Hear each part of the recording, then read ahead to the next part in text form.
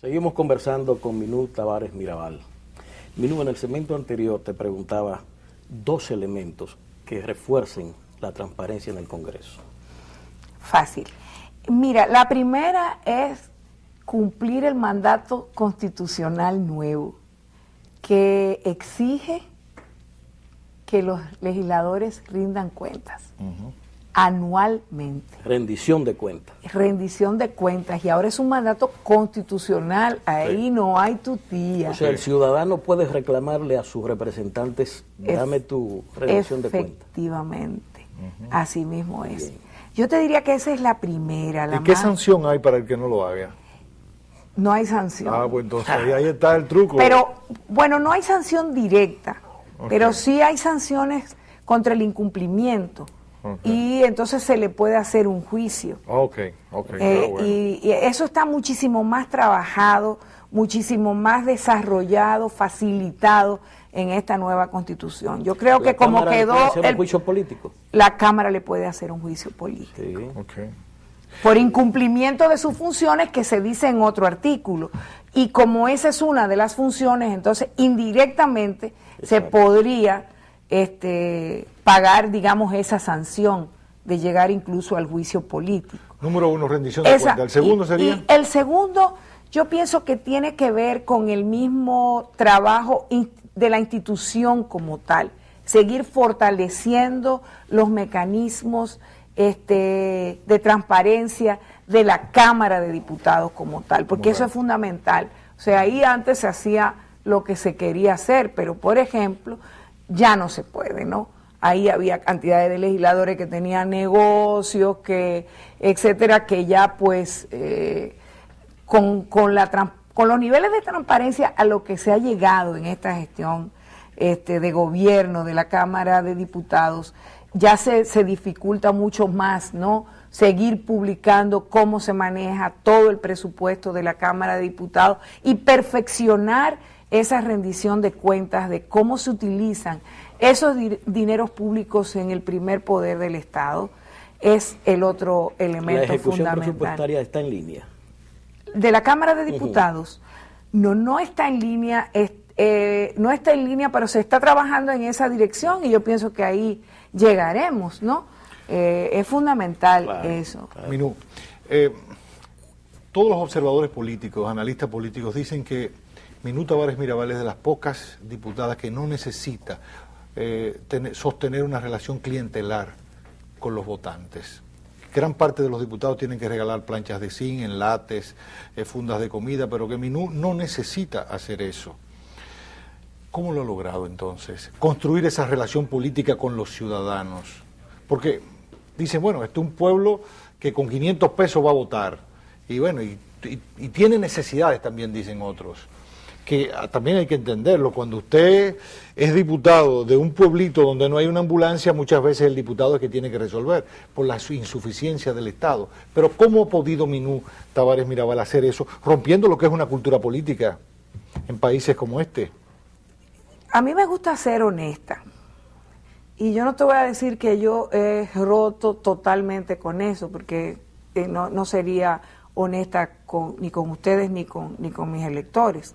Yo soy una persona con muchísima sensibilidad, entonces cuando tú tienes a una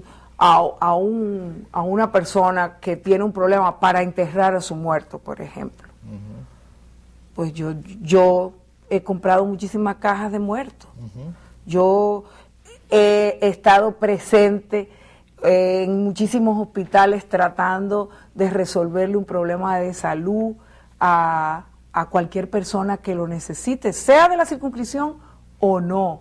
O he comprado muchísimas recetas a mucha gente y lo hago de manera permanente, porque hay una necesidad de la que tú no te puedes, frente a la cual no te puedes poner de espalda. Hay una solidaridad elemental que te lo demanda, ¿no? Que lamentablemente tú no puedes ignorar esas deficiencias de políticas públicas. No puedes ser indiferente. Ahora, ¿qué es lo que yo planteo? Yo planteo que lo que nosotros tenemos que hacer es trabajar en la dirección de fortalecer las políticas públicas, reconocer de derechos, hacerlas efectivas. O sea, nosotros tenemos que exigir como legisladores que el presupuesto de salud sea un presupuesto que se dirija a dar los servicios públicos que el Estado tiene que dar, que está obligado a garantizar. Mi labor, mi función como legisladora es vigilar que el compromiso presupuestario que se hizo en el presupuesto de este año con respecto a salud, primero se haga, digamos, llegando a todos los hospitales, que esa inversión en salud en los hospitales realmente se ejecute. O sea, eso me corresponde hacerlo. Y esa vigilancia, ese seguimiento a las políticas públicas ha sido tradicionalmente muy débil, por no decir inexistente, en la República Dominicana. Tú pusiste el tema de las ambulancias, o sea, sí.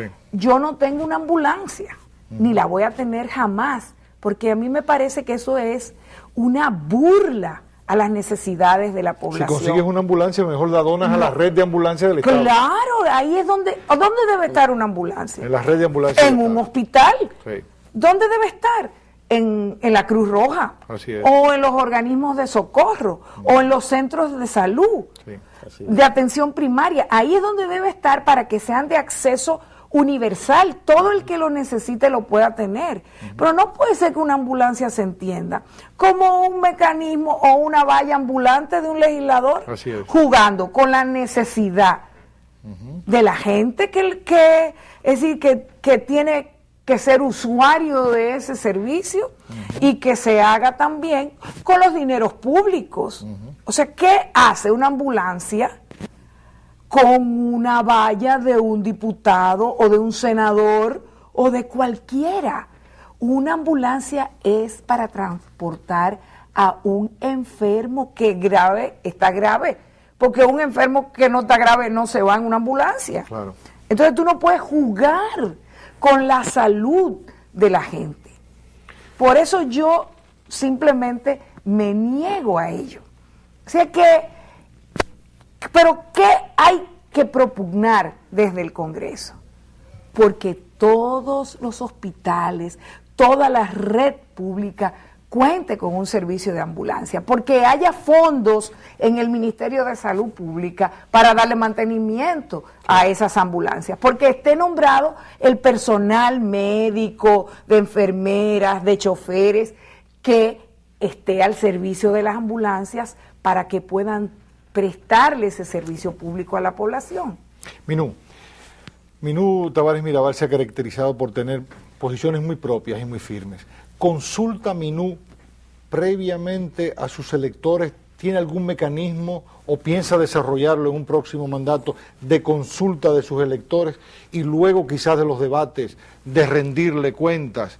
Porque ¿cómo construye Minú su posición en el Congreso? ¿Por qué Minú vota a favor o en contra? Hace una observación. ¿Cómo procede? ¿Cómo funcionas tú? Mira, recuerda que la representación en una democracia no está obligada por mandato imperativo. Por eso yo te decía ahorita, la gente te hace una propuesta de una ley y tú puedes o no asumirla. Si tú estás de acuerdo con ella o si entiendes que tiene sentido, que es necesaria, pues la asumes, pero si no, no estás obligado. Y eso es importante, pero no vamos a hablar de ese tema porque tú no me lo has preguntado, pero es interesante y hay que analizarlo porque es muy importante. Pero, pues, mis agendas están determinadas en gran medida por mi visión de los problemas de la circunscripción y del país. Y yo no le he dicho nunca a mis electores que